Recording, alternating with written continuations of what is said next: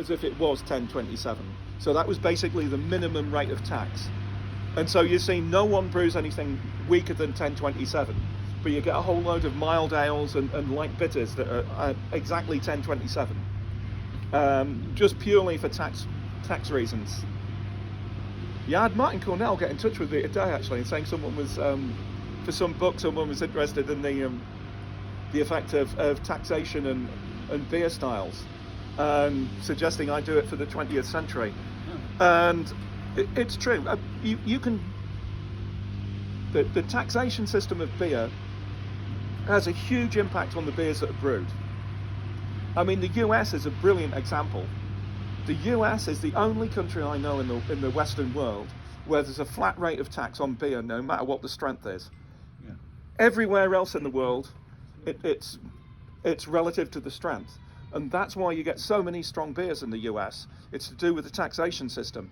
If they had the taxation system here, like you have in Europe, where you pay more tax for a stronger beer, then you wouldn't get as many strong beers.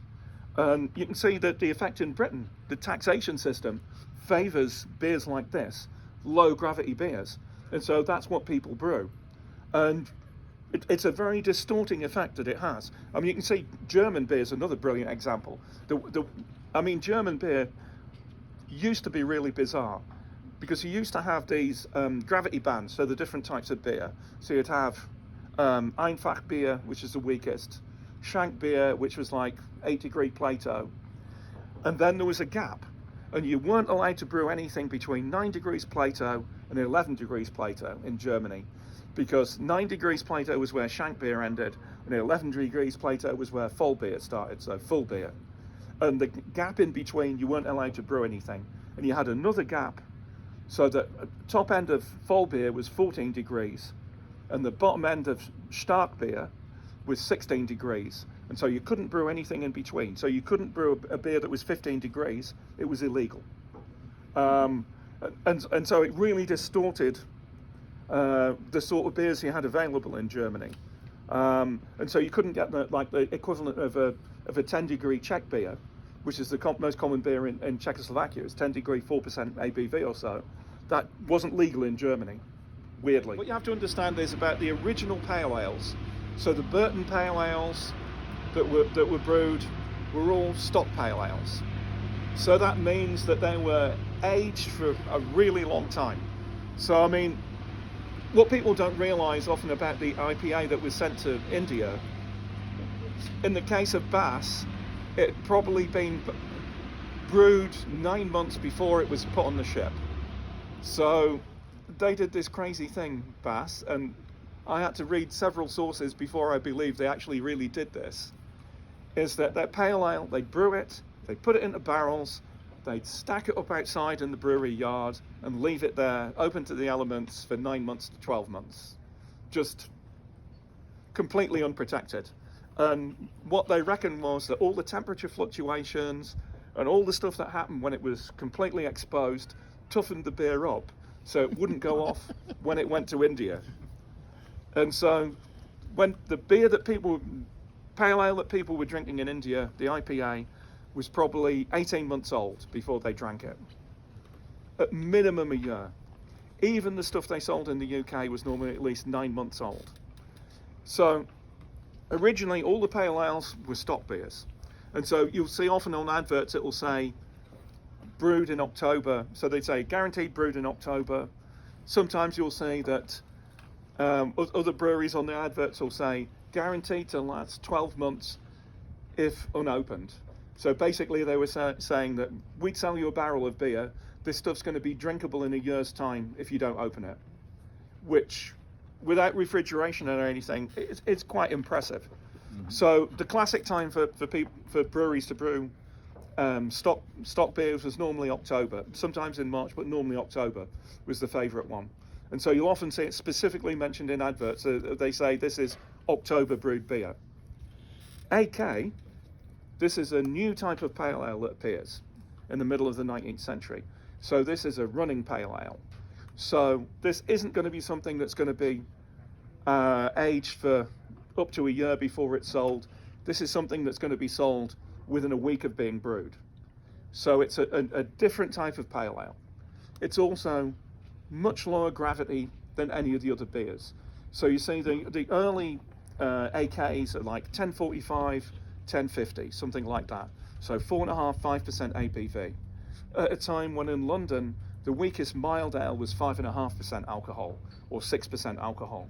So these are, for the Victorian period, incredibly low gravity beers. So these were things, often you see them described, AK described as a dinner ale, tonic ale, luncheon ale, light bitter. So this is a new sort of beer that's supposed to be low gravity, easy to digest, not too heavy, and they've become very popular, and you see them being brewed all over the place. I mean, I used to think that the one from my hometown, Newark, was the furthest north AK, because it's more a southern thing. But Boddington's, they brewed an AK, so you get ones that go up into Yorkshire as well. So it's really the whole of the country. More common the name in the south of England, but still used everywhere. What does it mean? Well, I'm pretty sure I know what it means. The A, that means ale. That's telling you the strength. So A is 1 weaker than X. So X would be about 1050. A is weaker than that, so about 1045. The K, that stands for keeping. That's telling you that it's a bitter and not a mild. Even though it's not a beer that was actually aged, that's just a convention. I mean, my explanation, I used to ponder as to what the hell it meant for a long, long time. And then I spent a couple of years with my head immersed in Victorian brewery price lists, and it became obvious what it was. So, I mean, in the case of Fuller's, you had AK, and you had a stronger bitter that was called XK. So that was like one strength step up. So for Victorian standards, incredibly low gravity beer. When you're looking at the stock pale ales, their standard gravity was 1065, so they're normally 6.5%, 7% alcohol. So a good bit stronger than these beers, and also a good bit more expensive. And obviously, if you're aging a beer for a year, that's a lot of capital tied up. You're going to have to charge more for it. Whereas if you're turning a beer over in a week, well, yeah, you've got no capital tied up. I mean, the important thing being that the way the British tax system worked was, you paid the tax on the beer before you even started fermenting it. So you'd paid it right up front. So that was a big disincentive to aging beers, and probably one of the reasons you see the British stock beers die off after 1880. How many American hops were used in British beer in the 19th century? So you've got some years where between 25% and 50% of all the hops used in British brewing were American. So if you read the descriptions, they hated the flavour of American hops. But they'd use them early in the boil, so it didn't matter. What they liked was they were cheap, and they had lots of alpha acid in them. And the other thing is that Britain just couldn't grow enough hops in the late 19th century. There are some years in the late 19th century when the UK brewing industry used 50% of all the hops grown in the whole world. So just phenomenal amounts, because Britain had a big brewing industry. They were really heavy hoppers. That's one of the things Britain was noted for, was having really heavily hopped bitter beers, much more so than beers from other countries. And I mean, some of the recipes I do, I put in the real hop quantities, and when you calculate it out in the brewing software, it'll come up with 180, 190 IBUs. I mean, stuff that isn't actually possible, just ridiculously high numbers, just because they were throwing in such huge amounts of hops. When you see the stock pale ales, it's crazy. They've got like 17, 20 pounds a quarter, which is like 4 or 5 pounds a barrel of hops. So a lot. Yeah, I mean, I've got some Truman's brewing records where they used literally a ton of whole leaf hops in a single brew. So it's 2,000 pounds. So, I mean, I don't know. What does a ton of whole leaf hops look like? It's a big volume. Yeah, that's a lot of pellets. It'd be more than my garage full. Yeah. So when did pelleting come in? Are all of these like whole hops? Yeah, these are all whole hops. I did all pellets on these. I'm just wondering when did that process, or when did Well, they Burt start Grant was pelleting the here? inventor of pellets, I believe. No, I mean pellets came. thought- I don't know. I mean pellets came in after World War II, but yeah, I don't. He I got don't know. some kind of credit for something on hops. I don't know. I don't actually know the history of pellets, to be honest. Next book. Well, I realised how little I knew about hops when I was writing my home brewer's guide to vintage beer, and I actually got in touch with this other guy I know who actually knew all this stuff about hops because it's so complicated. Yeah, I mean the stuff that's sold as EKG, most of them aren't actually Goldings. It's a whole load of related varieties that they market as EKG, but most of them aren't actually Goldings.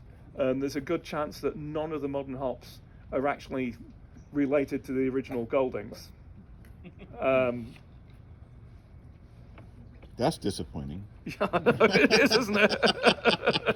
So, historically, those would have mostly been New York hops then, right? Depends which period you're talking about. One of the interesting things in the brewing records is sometimes, and in the same one, you'll have, like, I was looking at some William Younger's ones recently from the 1880s, and in the hops it will say American, some will be described as, and some others described as Californian. And sometimes you'll see they'll just say Pacifics, so things from the West Coast. So when you see ones that they're calling American, I think that's when they're talking about East Coast hops. And when they say Californian or Oregon or Pacifics, then they're ones from the West Coast. So I mean, I think the swap over is sort of late 19th century when the New York hop industry collapses. Yeah.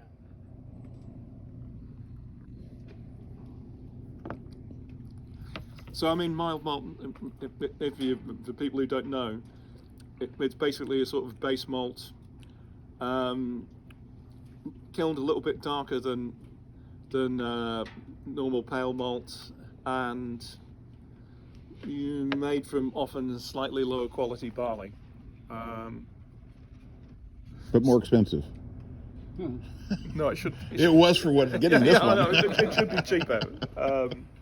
So what you often find is that beers like porter and stout will use mild malt as a base because it's just a waste using good quality pale malt in a beer that's got lots of roasted malt in it. It's going to be completely overpowered. So you often see that mild malt's used as the base malt for porters,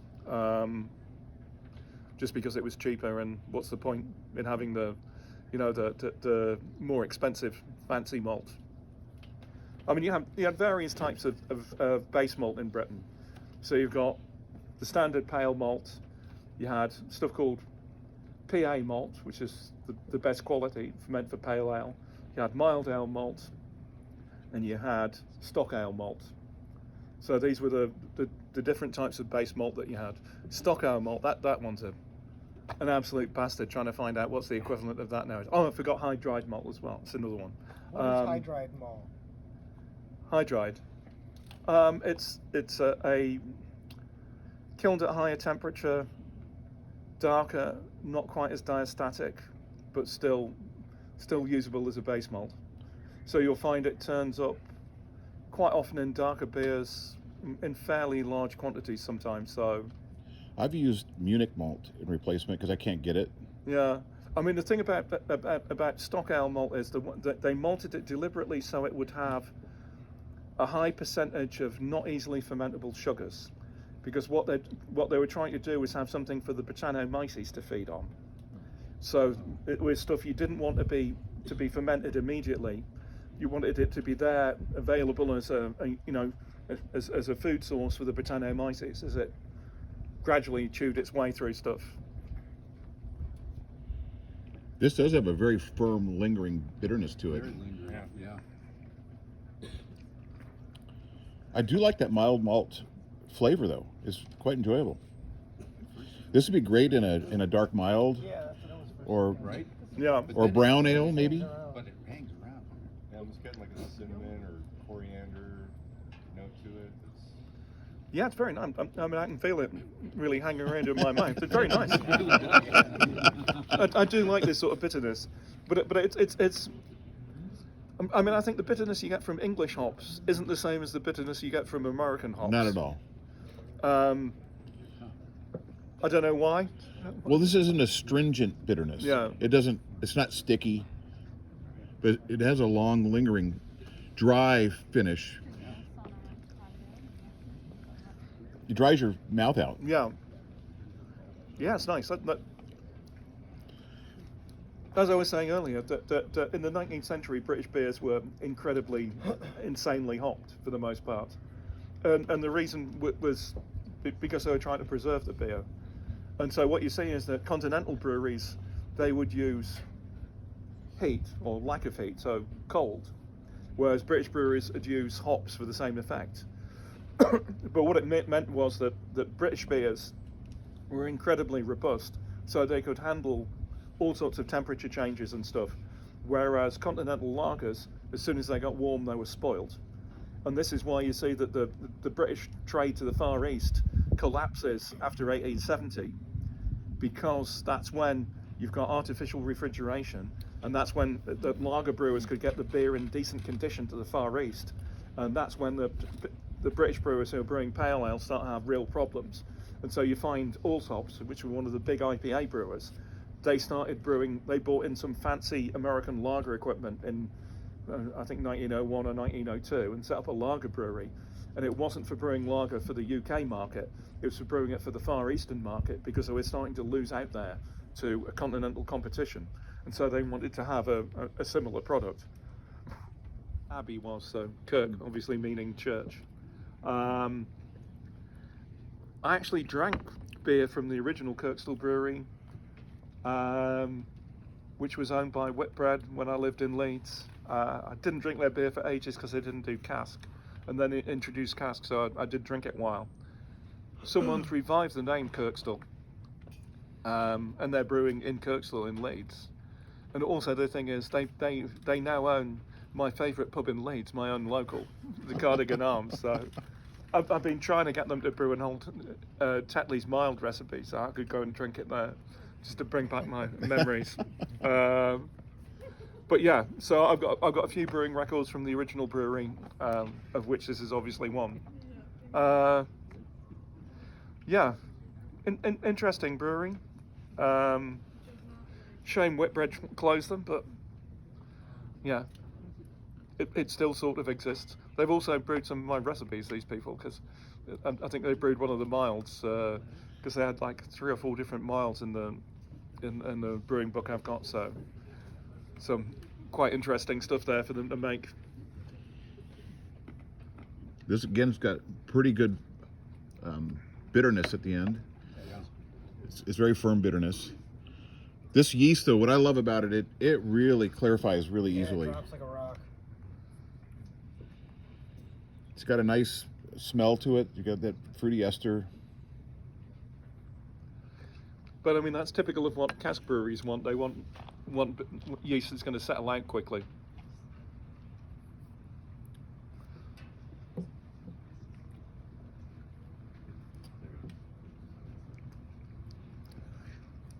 Yes, it's not quite as bitter as the last one, is it? It's hard for me to tell because I think I still got the other beer in my on my throat. Yeah. But oh, you found some more body parts. I don't think the bitterness lingers quite the same way it did on the last one. No. It doesn't stick to the sides of your mouth and your tongue. It's not that sticky, but I get a different kind of bitterness, but it's You get a good amount of bitterness up front. It's kind of well balanced, but it disappears fairly.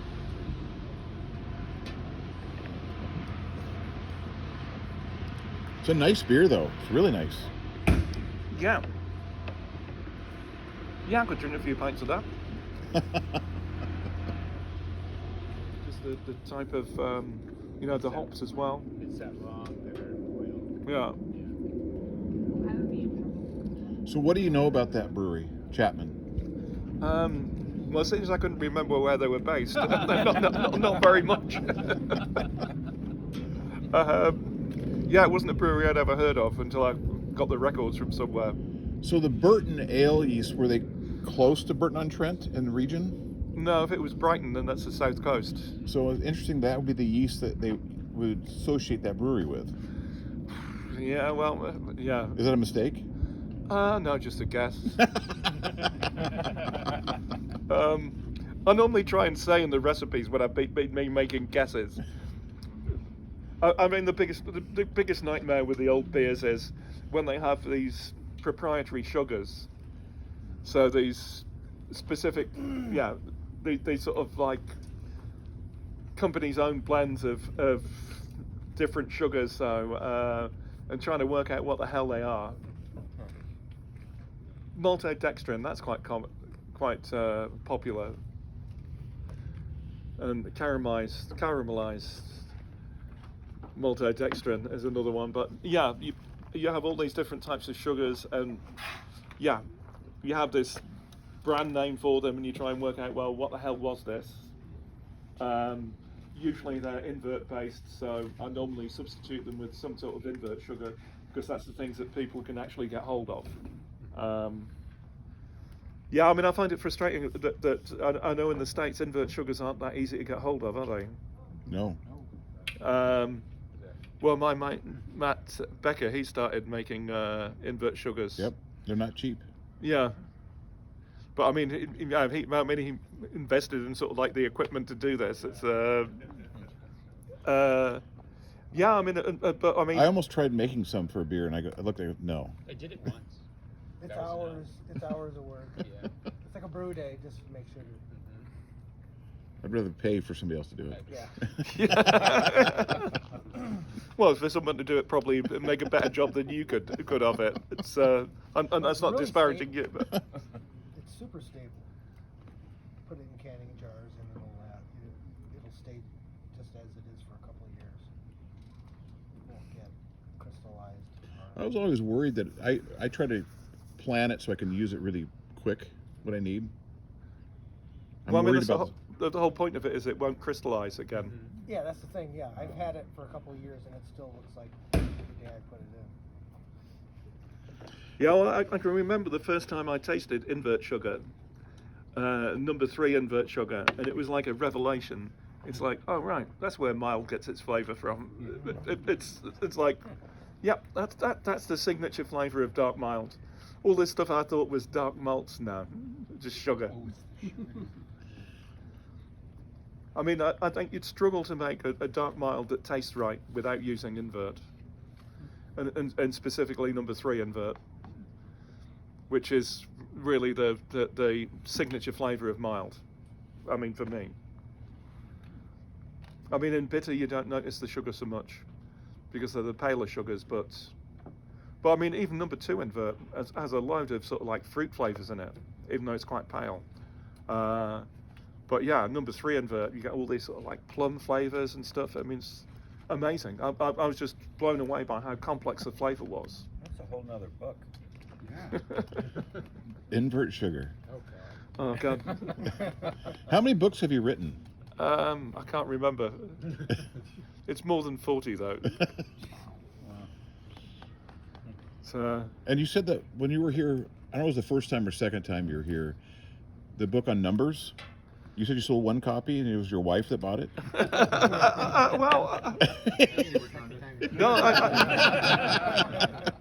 No, numbers, yeah, that's one I've virtually never sold any copies of. But because it is literally just numbers. The only complete sentence in it is the copyright notice. Well, you have a new one that just came out on the... I've got 2 new ones. The Berliner Weiss. And there's a Berliner Weiss book, and there's also Travel book, isn't it? yeah, another travel book, yeah, which is Oh, I didn't know that was out. yeah. Well, I had to publish them both in the same week because I wanted to put them in for the North American Guild of Beer Writers competition, and they had to be done by the 30th of June. So the travel one was published on the 30th of June, and the Berliner Weisse one was published a couple of days before then.